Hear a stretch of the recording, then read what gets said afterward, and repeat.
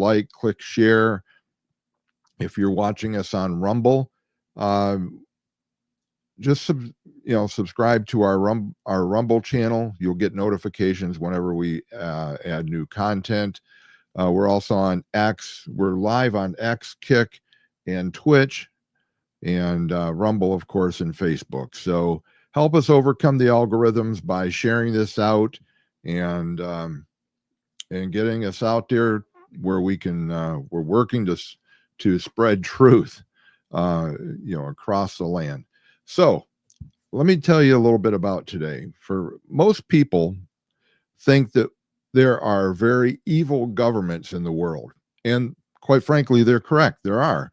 But those people also probably think that those governments might be countries like Iran, Russia, North Korea, and others.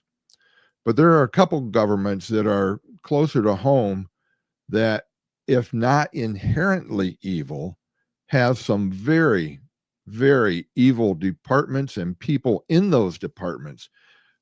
But I would venture to say evil governments breed evil people and evil players and bad actors. And I'm not talking about specific individuals, but rather the makeup in general. The two governments I'm referring to today are Canada and the United States. Our two guests this week, Keisha Richardson and her father, Dale, are going to tell you their story and open your eyes to perhaps something you never thought would happen in a civilized country of constitutions and laws. Well, prepare to get your illusions shattered by their story. So, welcome. I'm going to bring them on right now. Okay, there's Dale, there's Keisha. Good morning. Welcome to the podcast. Okay. Yep, you're welcome. First of all, I'm gonna read the bio. I know I don't have this memorized, so let me just give you a little background on Dale and Keisha. Dale Richardson is a dedicated father of two, Keisha and Karis, and a committed Christian with a passion for community service and outdoor activities. He is a mechanical engineering technologist with a bachelor of technology from Memorial University of Newfoundland. He has pioneered significant research into HVAC infection controls related to the SARS-CoV-2 pandemic, with notable publications including COVID-19 and negligent engineering practices. Will this kill people? And the forthcoming Engineering of Bioterrorism, Child Trafficking, Treason, and Crimes of Aggression, Update 2. His research supports legal actions for election fraud in several states and provinces. And Dale co-hosts the Karis Project podcast with his daughter, Keisha, affiliated with the Lindell TV network. Now, Keisha, obviously Dale's daughter, as I said, co-hosts the Karis Project podcast on faith and family at Frank's Beach. Motivated by the personal tragedy of her sister Karis being trafficked through the family courts, Keisha founded the Karis Project to fight against child trafficking and negative influence on Christian families. She is deeply committed to working with Gen Z to help them rebuild their connections to faith, aiming to restore families broken by tyranny of the last 4.5 years. Her efforts have garnered her significant support, focusing on informing and empowering communities to defend themselves legally against such atrocities. So I first heard Keisha, actually, I think it was on the Patriot Street Fighter, and then subsequently on with Steve Stern.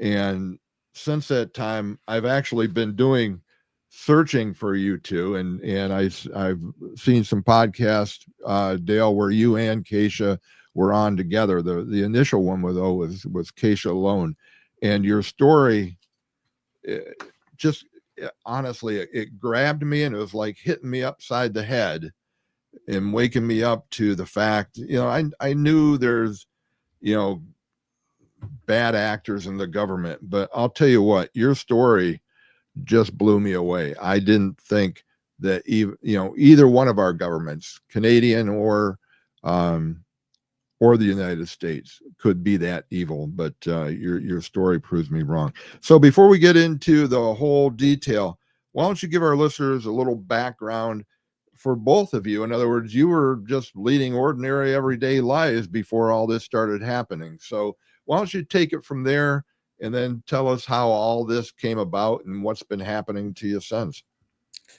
Well, I guess I'll start. Like, I mean, I started out. I had opened a business in Saskatchewan. And because I was doing engineering, and Mm-hmm. so was called in to do some dental clinics for the reopening procedures in 2020 after the first set of lockdowns. And so I looked at the guidance that they gave from the Saskatchewan Health Authority, or it was from the College of Dental Surgeons of Saskatchewan and the Saskatchewan Health Authority. And I was looking at it with like a mechanical engineer that had like 25 years plus of experience and a few other technologists. They're like, this isn't going to work. There's missing information. And so I was like, okay, I needed to find it, started to ask questions.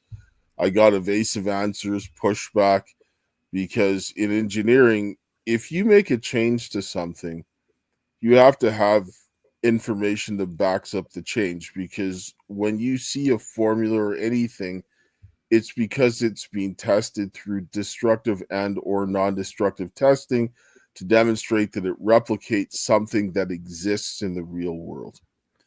And Mm-hmm. so if you take away efficiency from something, there's no way that it's going to work, and so forth. And so, and this was for, to set up the system so that people could have proper filtration, destruction, and so forth, and dilution. And so when I looked at this, I knew that this isn't going to work. So I kept getting pushback. Nobody had documentation. I'm like, people can die, right? And this is my first thought, like my kid could die, someone's kid could die, their loved ones exposed to more death and destruction, not just from COVID, but other things, right? And with the lockdowns, you were looking at like an increase of Legionnaire's disease because of the sitting water and not having properly flushed lines and all these things. And so, um, my daughter was working at the Saskatchewan Hospital, which is a facility for mentally and criminally insane people. And she filed a complaint because the engineering staff, they weren't doing it properly either, right? So they were using the same faulty thing. So I wanted to know what they were using, because if they had the proper information, why wouldn't they give it to everybody else? And they didn't give anything to my daughter, and so forth. So eventually I ended up going and filing criminal complaints at the with the Royal Canadian Mounted Police, which they're like the FBI, but they also contract them to do local policing, which is a whole different ball of wax, which is highly illegal, but they're still doing it anyway. And so with that, after that, the retaliation began to ramp up. We weren't allowed to come in to bring any evidence. Like, I was shut out from the police.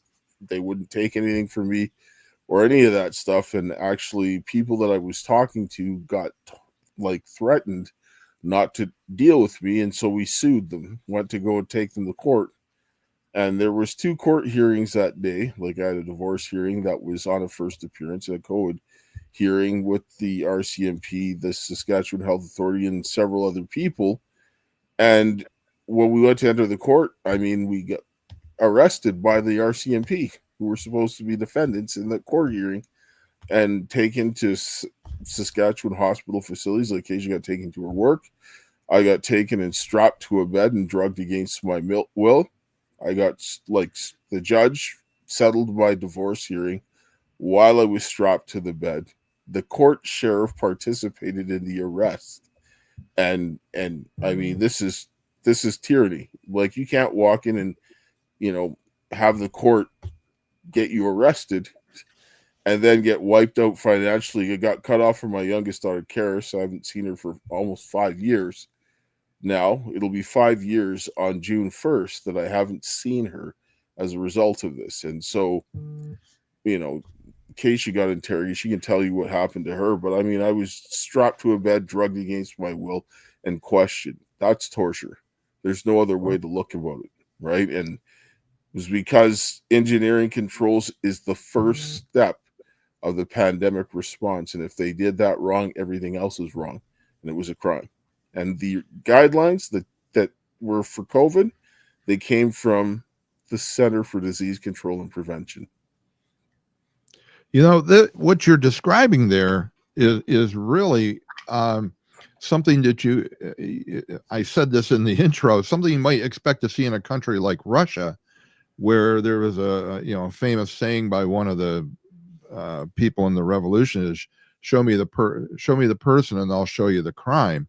So, I mean, you'd think in normal legal law enforcement activities, if they're going to arrest you, they have to have a charge.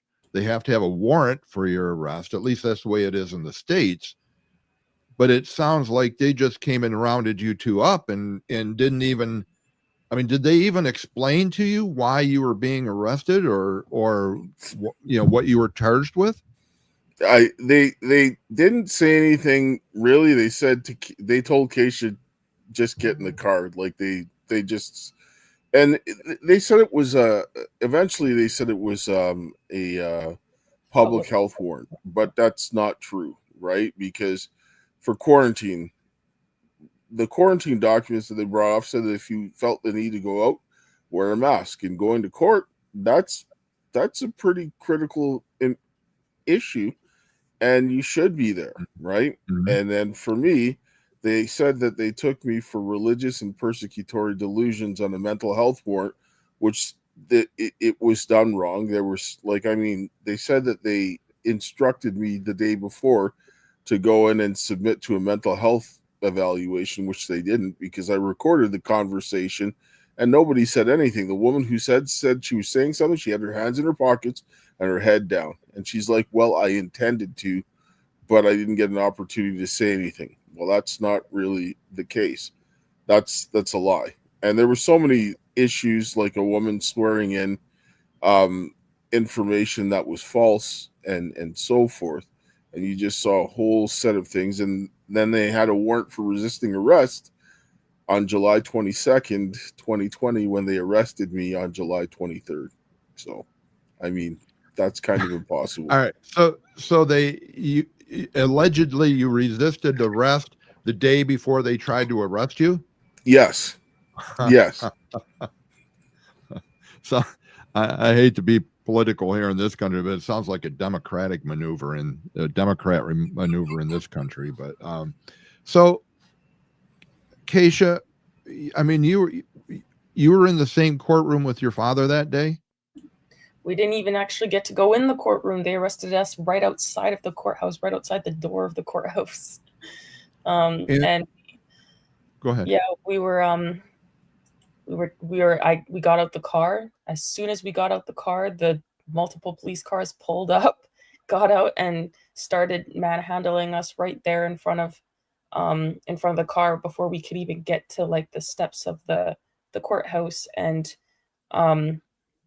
they threw me on the floor and ragdolled me a bit and dragged me into the police car, and took me off Black Ops style to a hospital down the road, where they put me in a room with 7 male officers. They searched me under my clothes in front of them. They interrogated me all day from like 9 or 10 a.m. in the morning to like 6 or 7 p.m. in the evening, and like nonstop. They told me that they would that if I didn't answer their questions, that if something bad happened to me, that they wouldn't be able to help me, because they said they were going to take me to a prison with criminals outside of the province. And if something happened to me along the way, something bad, then they wouldn't be able to help me. So They were like, you need to answer our questions. I'm like, I'm not a mechanical engineer. Like, they were asking me about my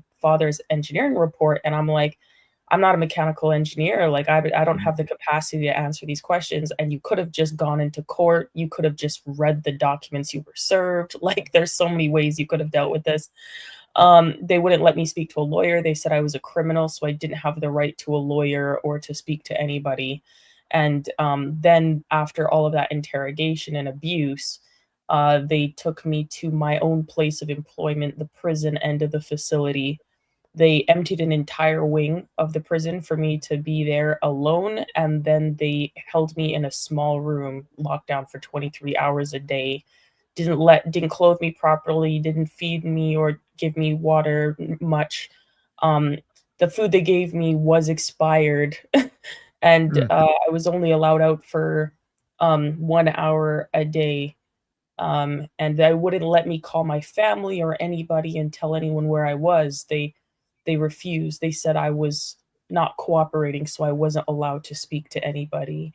So my granny, she kept making missing persons reports to the police because she was like, "What in the world? Where's my granddaughter? You dragged her off." And they told my granny, like, "Oh, we tested for her for COVID and let her go. We don't know where she is." And whole time they were holding me at my place of employment. And yeah, they were just really bad. The whole time they would be like in and out of my room in the night trying to like sneak in, and that when I would wake up, they'd ask if I wanted to take my vitals, if they could take my vitals or like test me or something. And I was like, no. And they like damaged my wrist and forearm. I couldn't feel it for like over a year. I had like Wow. cuts and bruises, and they wouldn't do anything to help that, but they were constantly asking for like my vitals or testing or whatever. And I was like, no. But eventually, after 8 days, I was released. I think because my granny kept making the missing persons reports. And they said that I no longer had a home to go to or anything, like, so that uh, I had to get, I had to go somewhere else because my car was gone. That same day that we were supposed to go into court, they stripped us of our home, all of our cars, some corporate assets and things like that. So, and my sister, so we had nothing by the time I come out, and yeah, it was just really a mess.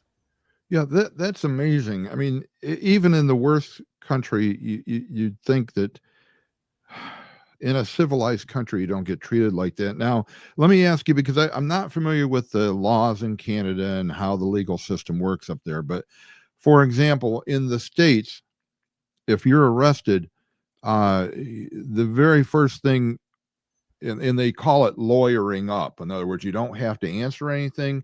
All you say is, "I want a lawyer," and at that point, all interrogation, it has to end. And even if you don't have a lawyer, they have to assign you one.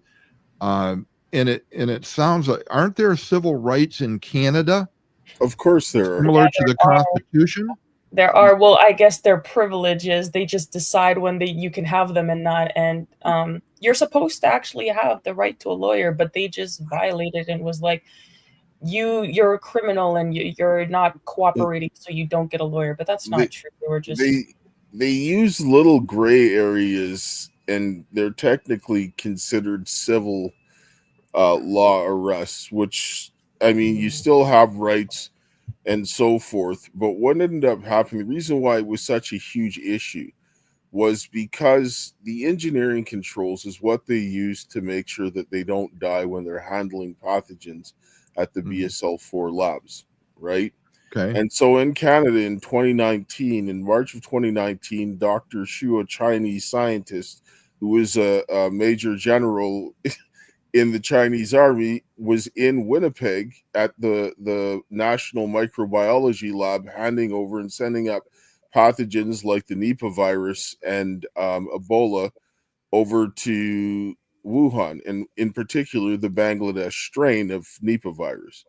The Bangladesh strain of the Nipah virus ended up coming into the coronavirus sequencing of the spike protein that was sequenced at Wuhan, where Peter Daszak and the EcoHealth Alliance were working on COVID-19 or COVID in level 2 containment, Well, the Nipah virus requires a level 4 containment. When you send a level 4 pathogen and worked on a level 2, you're going to create a leak and a breach. It's impossible to contain because level 2 is like basically wearing a lab coat and having a little cabinet that sucks the air in, right? Like a little Mhm. hood fan that's sucking the air up. And then Okay. level 4, you're wearing a complete containment suit. You have complete containment breathing apparatus and so forth, and then you have your hands going into gloves inside to work on the pathogen. So way different engineering controls. And so Okay. exposing this demonstrates that they know what they should be doing because they don't kill themselves by using engineering controls, but they didn't give it to the people, right? This should have brought the pandemic down to grind it to a halt. And this is, and I sent this information out, and this is why they didn't want this coming forward, because it's like, why are you spreading disease and then telling us that we need to lock down and everything else like that? And my business plan was to demonstrate how it should be done, lower your costs, and improving your efficiency, and telling the government, go kick rocks because you can't shut me down, because this is the way it should be done. Yeah. It couldn't Well, happen. I'll tell you what, and again, I can only speak to what happened in the U.S., but I think over the last 4.5 years, as you say, since 2000, well, we first started hearing about it in December 2019. That's when it came to our attention here in the States. But through the years, it's been proven that this wasn't an accidental lab leak. It wasn't a natural pathogen that just happened to come from some wet market in China. That this was actually a bioweapon that was released into various countries. And is that pretty much the same? I don't want to put words in your mouth, but how do you see this whole COVID? I'll call it. I even hate using the word COVID because I think that was just a scam. It was a scamdemic. It wasn't a pandemic. It was a scamdemic. But how do you see the whole thing? I mean, in from the light that they, or from the point of view that they suppressed your information on all of this. In other words, it's like they wanted it to get out. Do you see it that way? Of course they did. It was impossible based on the engineering controls. This is why they didn't want it coming out. The engineering controls, the way that they had those pathogens sent into that place, they wanted it to leak because it would be impossible for them to contain. They also wanted to ensure that and any other pathogen that they put forward would spread by giving improper engineering controls, because 80 to 90% of your infection controls, once an airborne pathogen gets out, is your engineering controls. So if you take away 80 to 90% of your infection controls and then go to PPE, you're finished. You're going to spread disease. There's just nothing you can do to stop it. Okay, let's get back to what they did to you. Now, again, I'm revisiting the stage here. You're trying to go into a courthouse for another reason. You're both abducted. I mean, I don't think there's any other way you can describe that. You were abducted.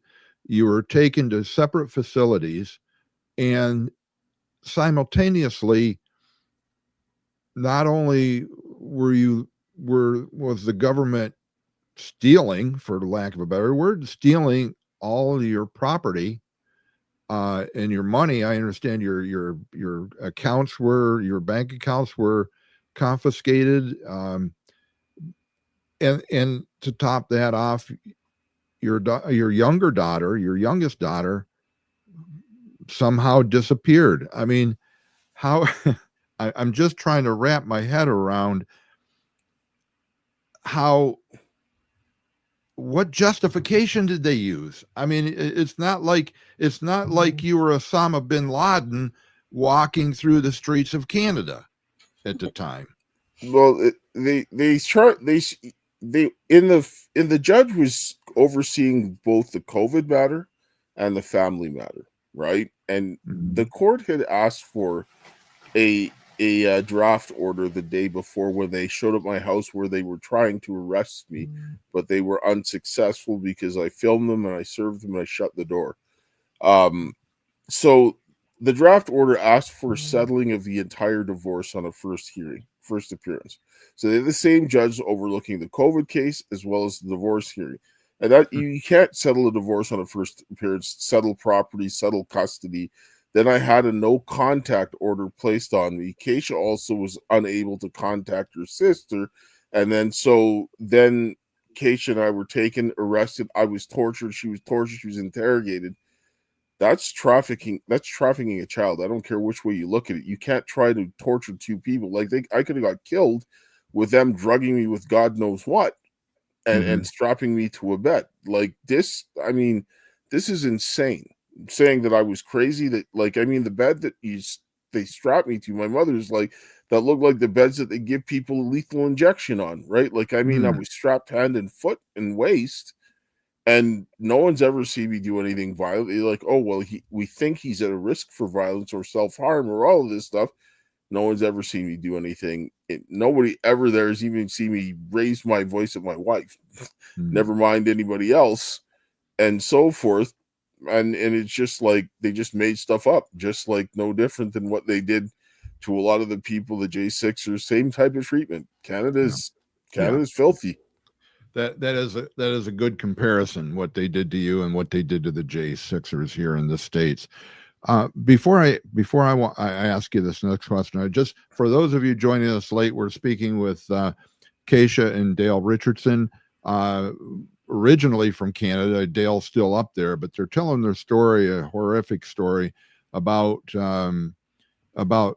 abuse, torture, and the things that they went through. I just wanted to ask you a question about Karis, because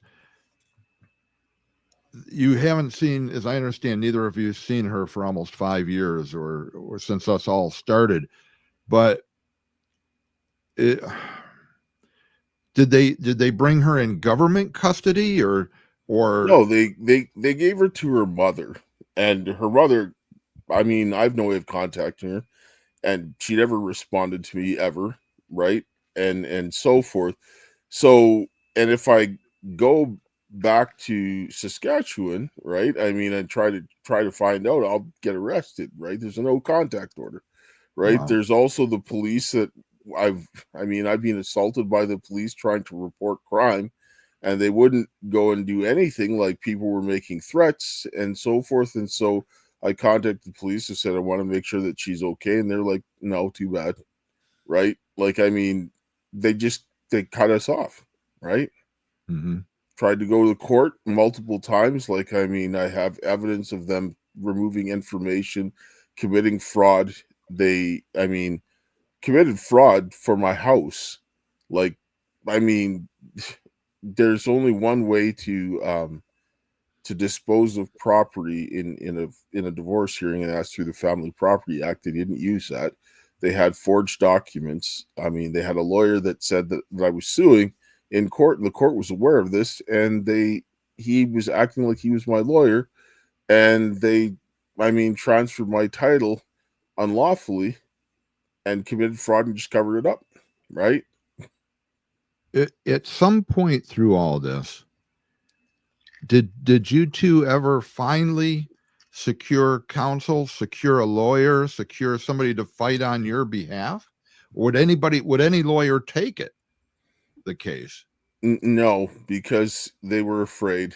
Because of who was involved, because it was against the government, right? And when my daughter, her mother's Native, and so I said go across the border, and she got arrested by Customs and Border Protection and put in immigration detention. You can't do that. You just can't.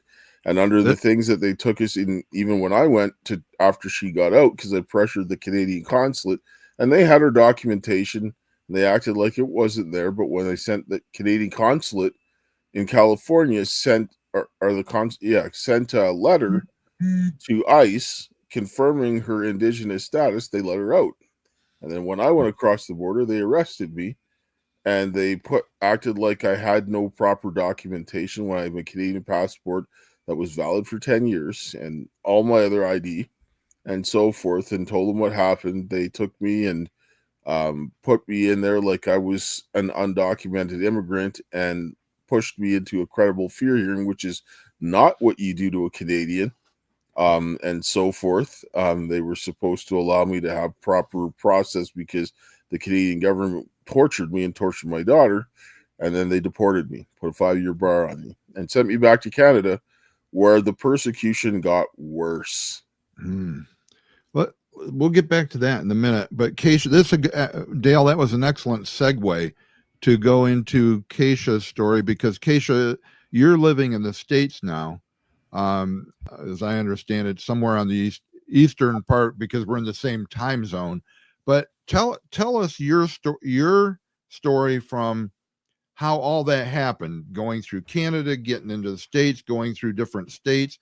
The one interview I watched, you actually were in a hotel room because you were homeless at the time. So tell us about your story.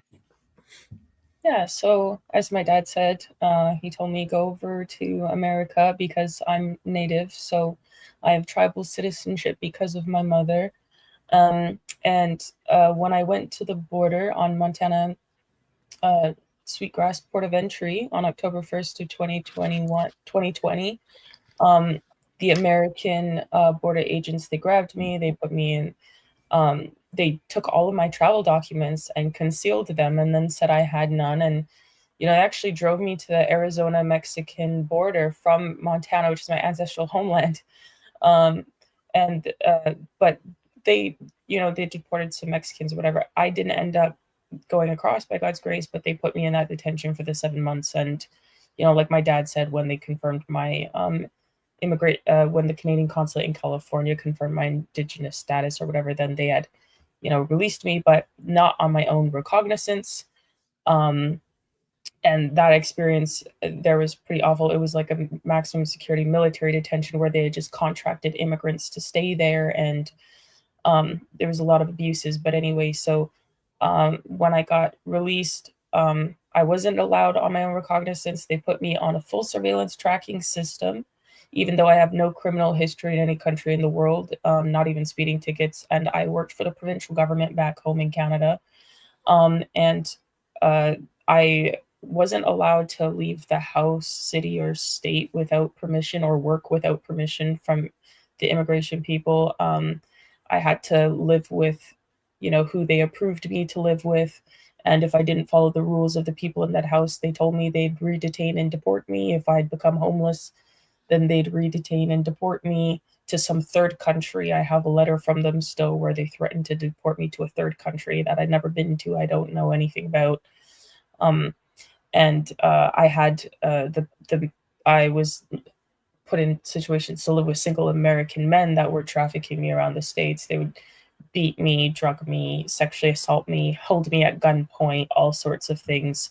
And I couldn't do nothing about it because they told me if I ran away, I'd be deported. And if I didn't, get back good reports from the people I was living with to the immigration, then they would just re-detain and deport me. So I was under constant threat of damned if you do, damned if you don't kind of thing. The people, the videos they took, they put it on the abuse that they done to me. They sold it online for profit. So it was really awful. I was eventually on and off the street, in and out of shelters, because eventually someone did call the police on one of the people who had pulled a gun on me, and the police got involved, and so that's how I kind of got away from one of those situations. But the shelters during the Biden administration, all the resources were going to genuine illegals, not people with actual rights here. So it didn't matter what shelter I went to, and also what we were exposing. I think that they obviously didn't want to help us with that because of the government that was involved right at that time.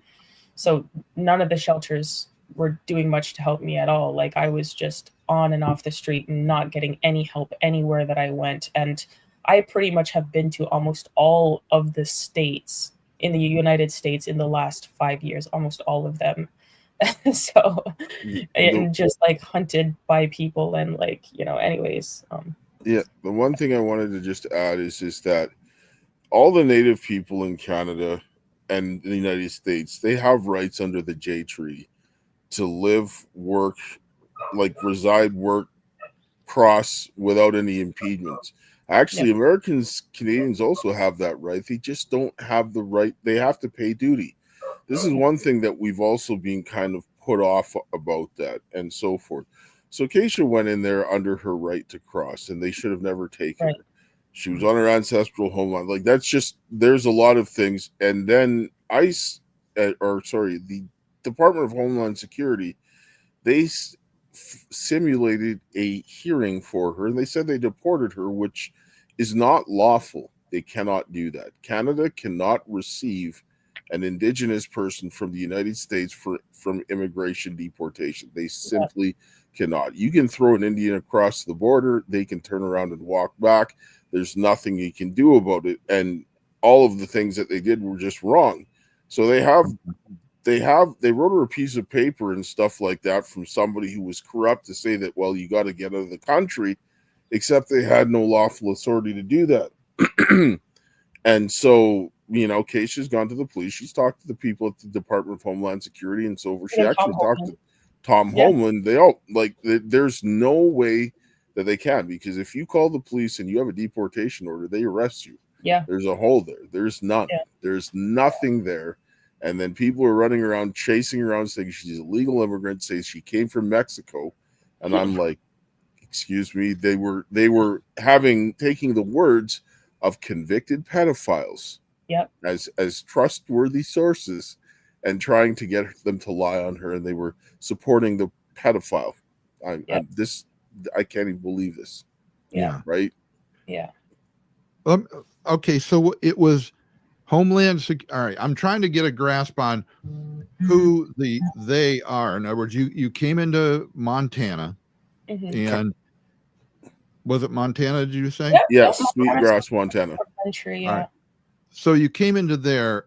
Was it Homeland Security? Was it ICE? Was it? It was the border agent. Customs and Border Protection first.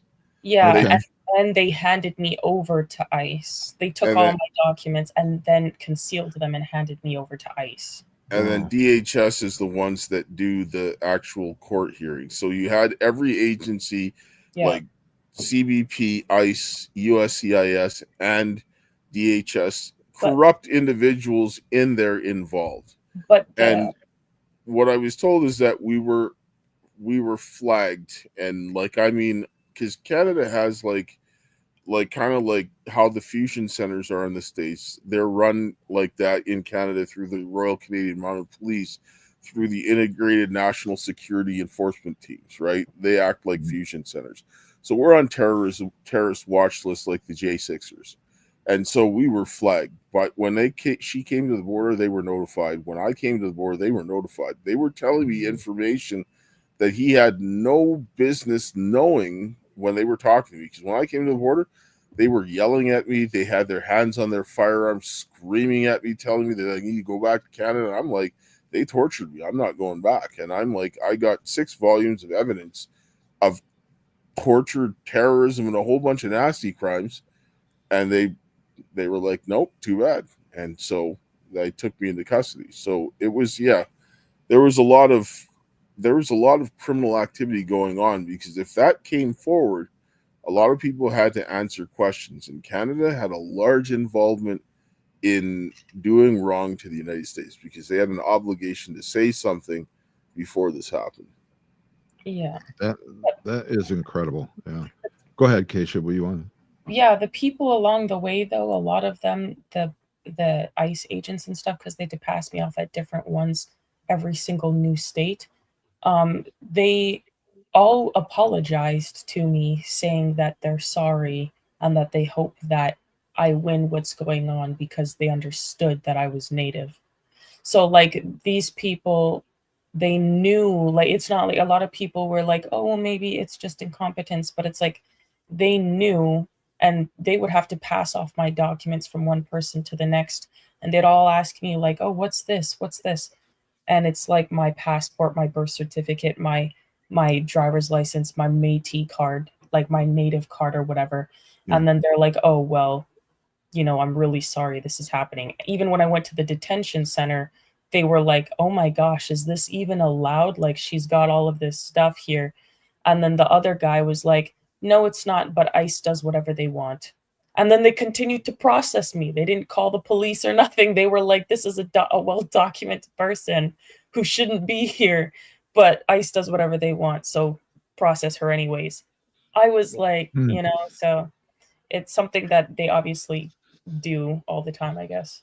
Now, let me clarify something here, because I want to make sure I have an understanding. So this was happening prior to, and I'll say January 20th of 2025, under the prior administration that was letting in 20 million illegal aliens that were a lot of them were known terrorists.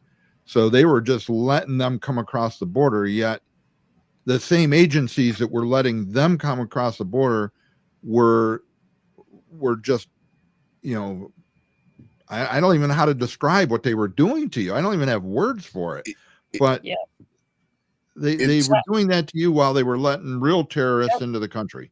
Yeah, and I was sleeping next to the worst criminals when they came in, because it was a maximum security detention. Anyway, so good. Yeah. It actually started right before the Biden administration. Yeah. But what they did disadvantaged Trump.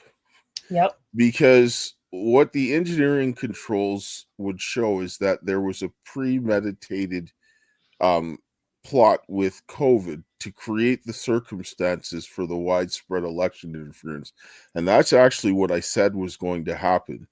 And this was inside the documentation, because I said, and we actually tried filing at the Supreme Court while she was in the immigration detention on December 1st of 2020 to ask for them to actually investigate, because of the criminal nature of what they did, creating the circumstances for the spread of a disease, right? Or any disease. And so that didn't work. But I mean, nobody can tell me that somebody's going to commit treason so the other guy could win. Like, I mean, that's unreasonable. And then when I went down there, like, most of the stuff happened during the Biden administration to benefit Biden, and so he was the benefactor of the entire thing, right? That's really there's all there is to it, right?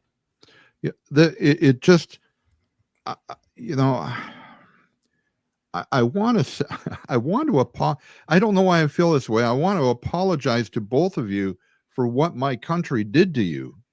I mean, I just feel that heartsick over what you all had to go through, and I don't understand how any agency, department, or any of the bad actors in those agencies, somebody would have, you'd think, would have the decency to say, this is wrong, this has got to stop. From the point, Keisha, where you were detained with criminals and detained with without proper representation, and as I understand it, and correct me if I'm wrong, because I don't know anything about the indigenous laws and regulations, but because you are an indigenous person, Keisha, in essence there is no border between That's Canada. exactly it.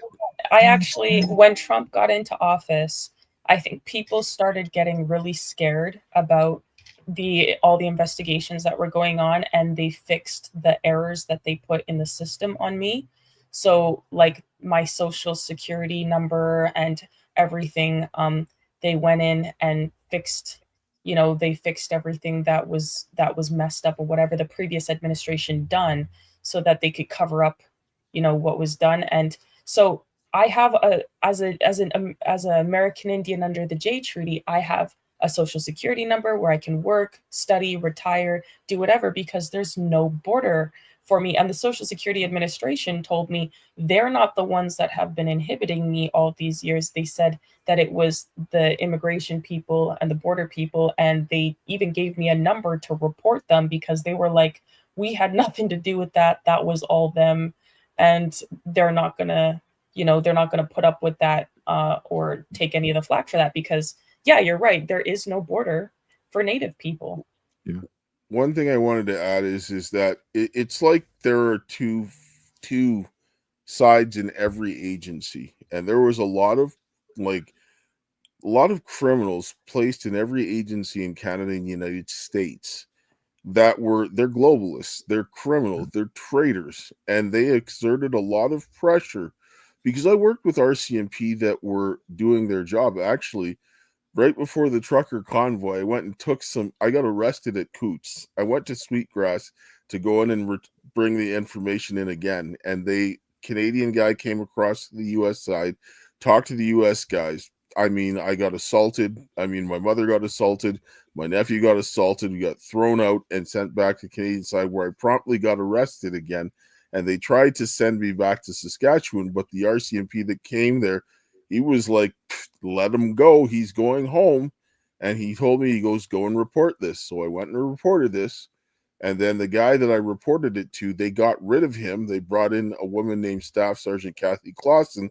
She shut the investigation down because my mother and my sister, they made complaints to the Office of the Inspector General and so forth for what happened. But then they shipped him out, got this woman down. She shut it down. This was before the trucker convoy. And then they did to them what they did to the boys at J6, right? This is really, you can see that there's a lot of criminals that are in there because the average person, like when I was even held in there, they were like, keep fighting for your rights. What you're doing is right. But there's people that were there that were working for criminals that were holding me. So, I mean, what do you do? Yeah. Well, I think we all would agree that the what we call the deep state, you can there it goes by many names, but it's the control underneath the surface, that really are calling the shots, and there is no border for them either.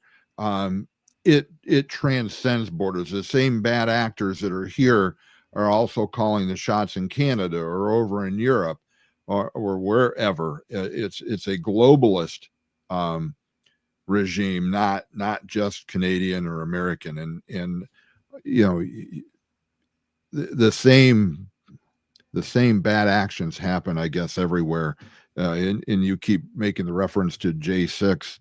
It wasn't until Trump got back in and pardoned all the J6 criminals that, many hundreds of them were still in jail with no trial, without any kind of, and let me make sure I get this right too.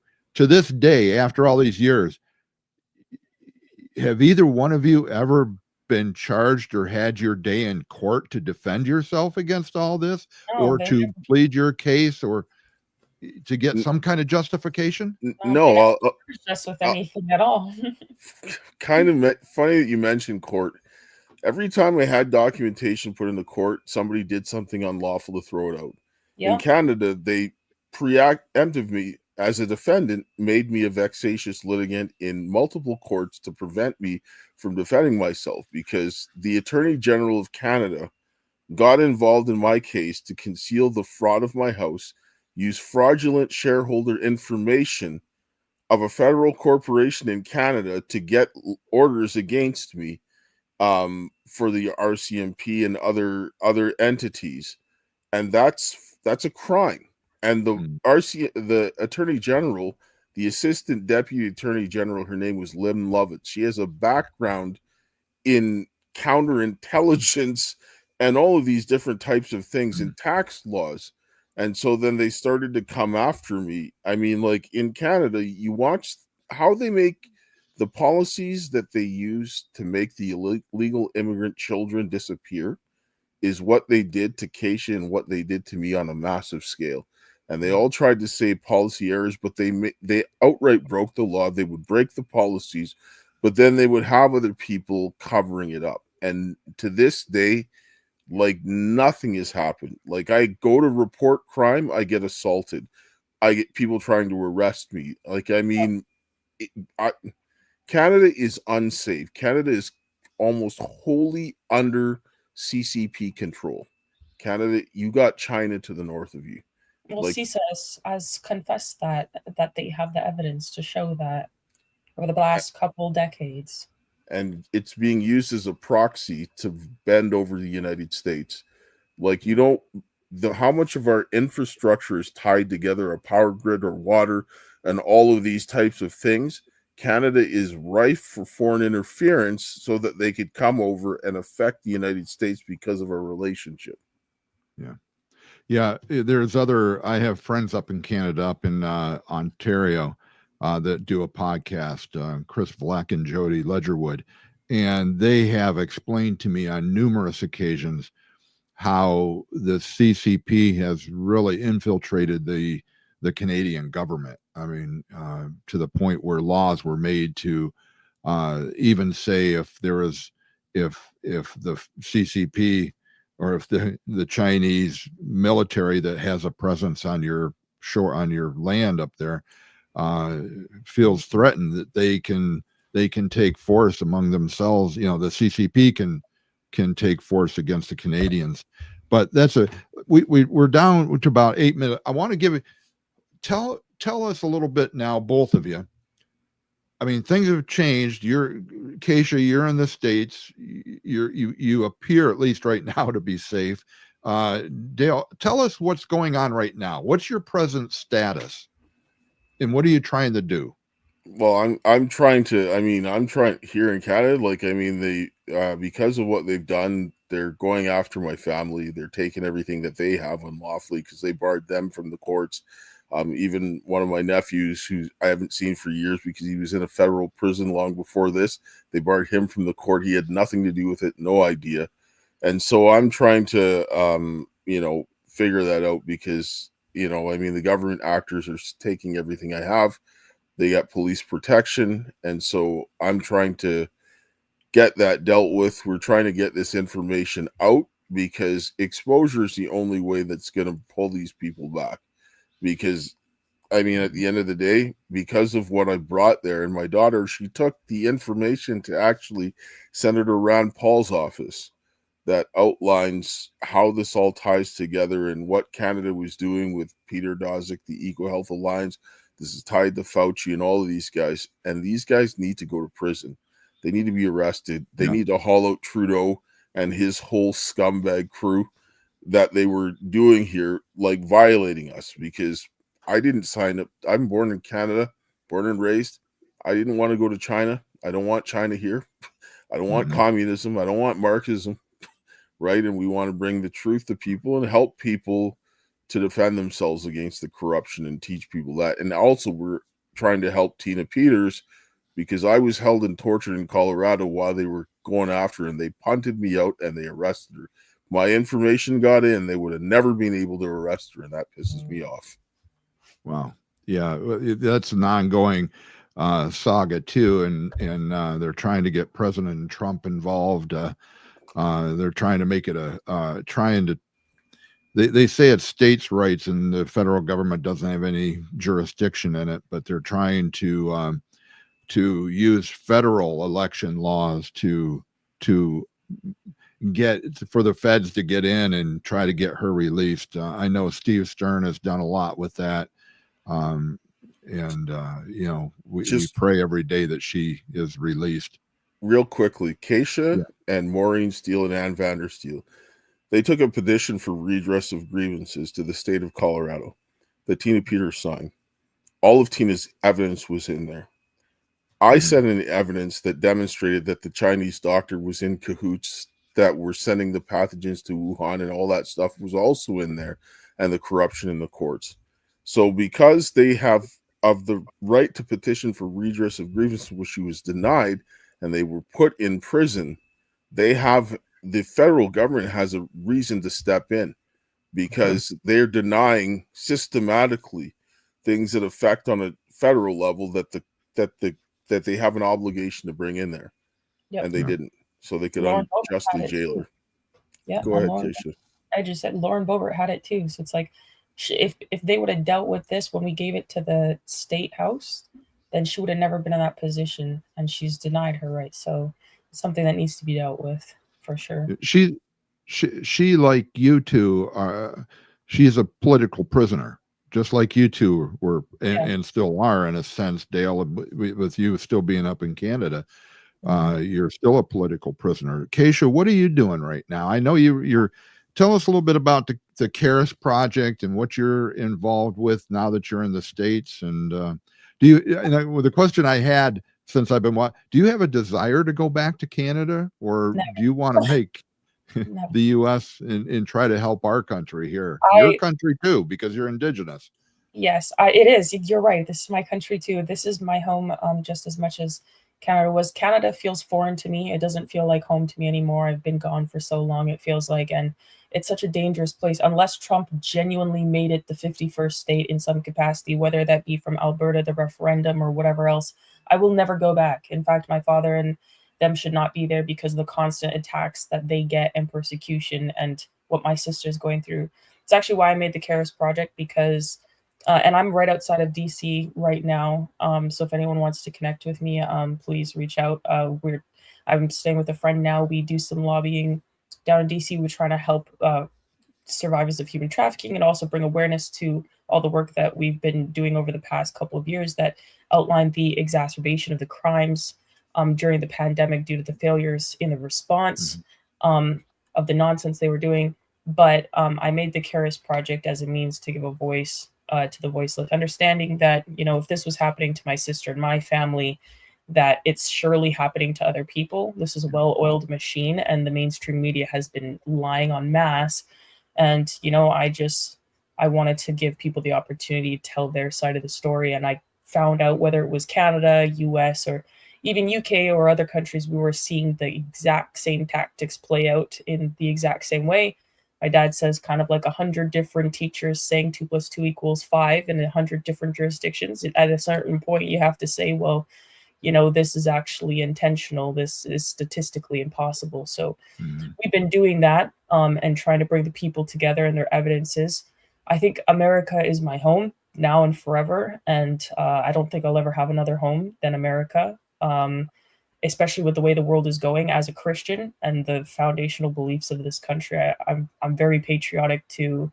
And I don't like, I'm a Christian first and foremost, but I understand the values of what, the Constitution brings, especially when you're raised in a country like Canada. But yeah, America will be my home forever. Yeah, I'm not going anywhere. Yeah, I want to show you. You sent me some. I want to share these because these are links that they can reach out to you. And let me share yours first, Dale. I think this is it here. So this is how people can reach out to you. And I'm going to just scroll slowly here. But you obviously, the Caris Consulting, your Substack. There's a lot of ways people can reach you. So that's that one. Let me show yours here. Let's see here. I just got to go over here. And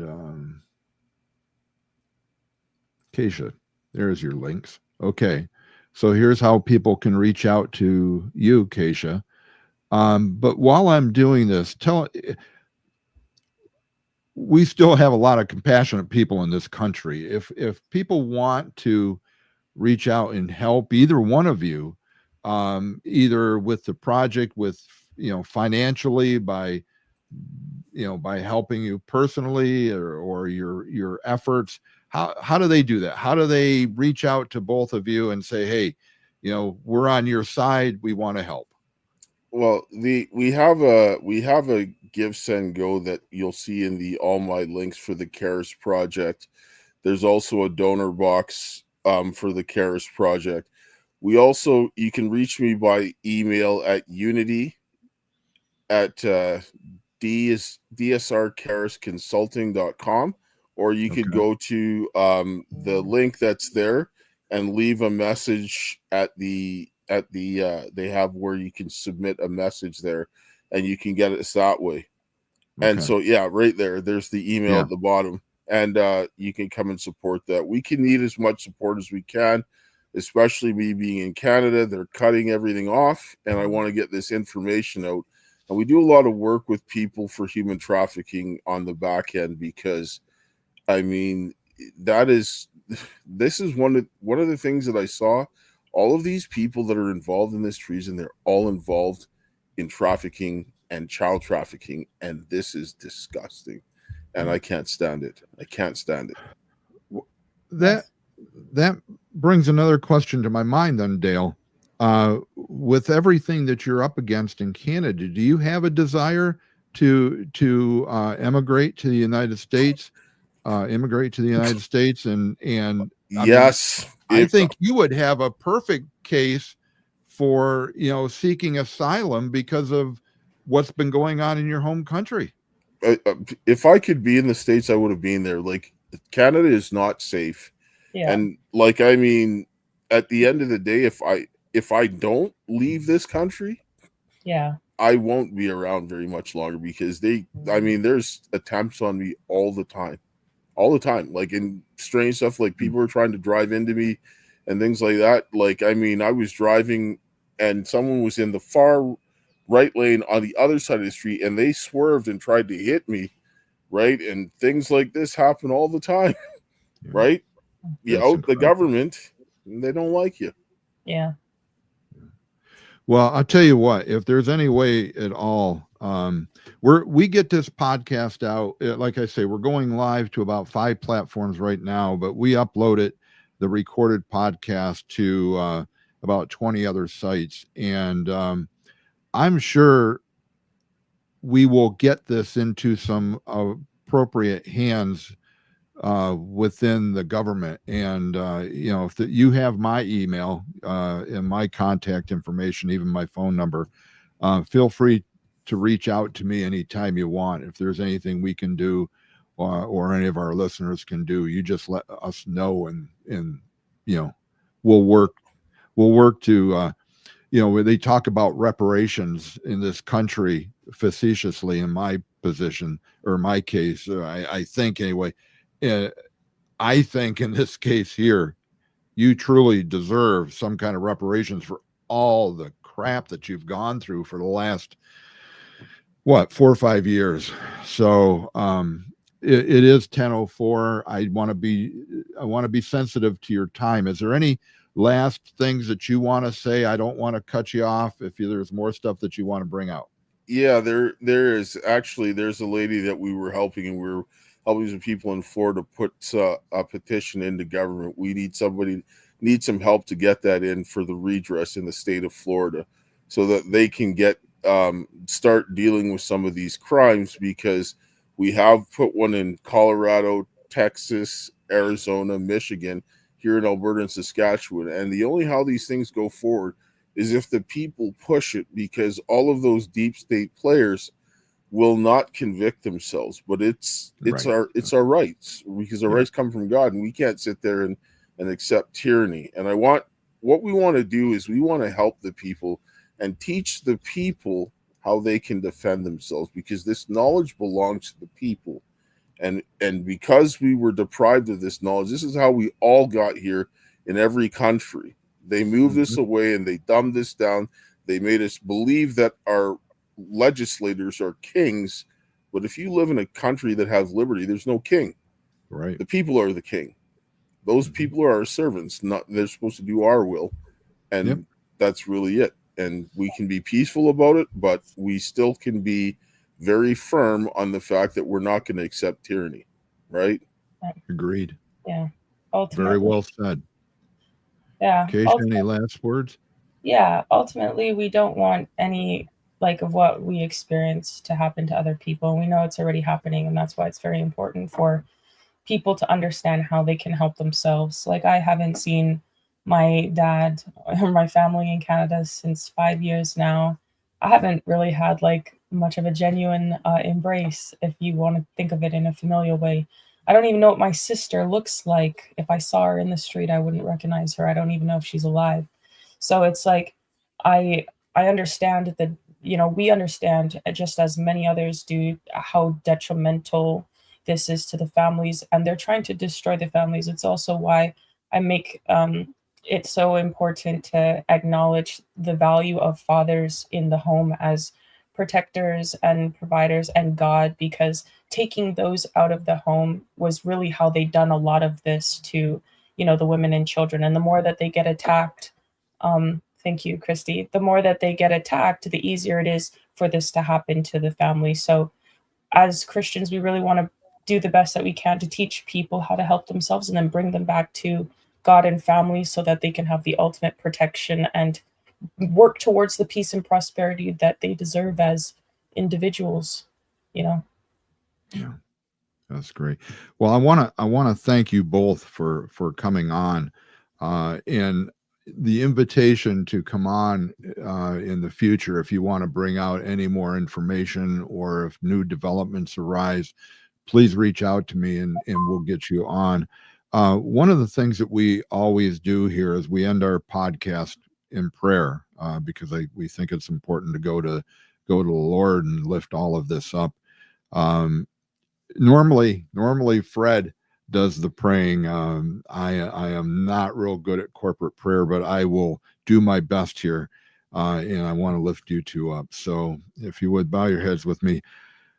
Dear Father God, creator of the universe, and we know that you have control over everything, but we also know that there are bad actors in the world that are driven by very satanic and very demonic entities, and it's a constant struggle for us. But we hold we hold our head strong and our will firm in your will, in knowing that in the end you win. And as long as we have you in our lives, and we trust in you, that all good things come to those who love and serve you. And today especially, I want to hold up Keisha and Dale and ask your supernatural blessings upon them, that they are delivered from the oppression and the tyranny that they have been subject to, and that you send a special blessing to the efforts that you're making on behalf of others, and bless the Charis Project and all the endeavors they're involved with. We pray, Lord, that you would deliver Dale out of Canada and bring him here to the States, where he can at least enjoy at least what semblance still that we have of liberty and freedom and law, and hopefully that'll we trust that you will help us restore even more of that in this country, so people can truly be free. But please, a hedge of protection around Keisha, a hedge of protection around Dale. We pray that wherever Charis is, that she is safe, that one day the three of them will be united again and can hug and love and laugh together. And Lord, we pray for all the oppressed people in not only this country, but Canada and around the world. We pray for Mrs. Peters in Colorado. We pray that she gets out of prison soon, and she's restored. But all